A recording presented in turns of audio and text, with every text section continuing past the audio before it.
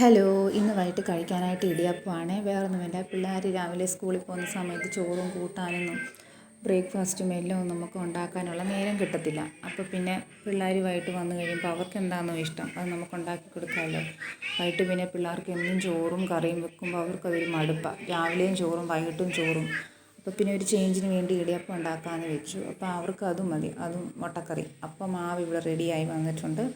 അപ്പോൾ പിഴിഞ്ഞ് വെച്ച മാവ് ഞാൻ വെള്ളം ചൂടായി വന്നപ്പോഴത്തേന് ഇഡ്ഡലിത്തട്ടിലോട്ട് വെച്ച് കൊടുത്തു. പിന്നെ ഞാൻ പോയി കുഞ്ഞിനെ ഉറക്കിയിട്ട് വന്നാണ് ബാക്കി പണി ചെയ്തത്. പിന്നെ ബാക്കി അമ്മ മാവ് വന്നത് കൊഴുക്കട്ട ഉണ്ടാക്കി. അപ്പോൾ അതെപ്പോഴും അങ്ങനെ ഇടിയപ്പത്തിൻ്റെ മാവ് ആക്കി വരുമ്പോൾ ഒന്നി കൊഴുക്കട്ട ഉണ്ടാക്കും, ഇല്ലെങ്കിൽ ഈ വെള്ളത്തിലിട്ട് ഇങ്ങനെ അരിച്ചെടുക്കുന്ന ഒരു ഇതുണ്ട്, അതുപോലെ ഉണ്ടാക്കി കഴിക്കും. പിള്ളേർക്ക് പിന്നെ കൊഴുക്കട്ട ഇഷ്ടമുള്ളത് കൊണ്ട് അതുണ്ടാക്കി. അങ്ങനെ ശർക്കരയില്ലായിരുന്നു, പകരം തേങ്ങയും പഞ്ചസാരയും കൂടി ഇട്ട് എല്ലാം കൂടെ ഒന്നിച്ചിട്ടങ്ങ് വെച്ചു. നല്ല ടേസ്റ്റ് ഉണ്ടായിരുന്നു. പിന്നെ കുഞ്ഞിന് ചിന്നുമോൾക്ക് ഞങ്ങൾ പഴം പുഴുങ്ങി, അവൾക്കത് മതിയല്ലോ കഴിക്കാൻ. പിന്നെ ഇടയ്ക്ക് ഇടിയപ്പവും എല്ലാത്തേലും ഇച്ചിരിയും കഴിച്ചു. നമ്മുടെ മുട്ടക്കറി അങ്ങനെ ഇവിടെ റെഡിയായി വന്നിട്ടുണ്ട്. കുഞ്ഞ് ഉറങ്ങി എണ്ണീറ്റ് വരുമ്പോഴത്തേനും പിള്ളേർക്കും കൊടുത്ത് വെച്ച് ഞങ്ങളും കഴിച്ചു. പിന്നെ ഇനി രാവിലത്തേനുള്ളതെല്ലാം അരിഞ്ഞ് വെക്കണം. അപ്പോൾ നേരത്തെ അത്താഴം കഴിഞ്ഞ് കഴിയുമ്പോൾ പിന്നെ നമുക്ക് ബാക്കി പണി ചെയ്യാനുള്ള സമയം കിട്ടും. അപ്പോൾ അങ്ങനെ ഞങ്ങൾ ഇന്നത്തെ അത്താഴം ഇടിയപ്പവും മുട്ടക്കറിയും ആക്കി. അപ്പോൾ ഇന്നത്തെ വീഡിയോ ഇത്രയേ ഉള്ളൂ.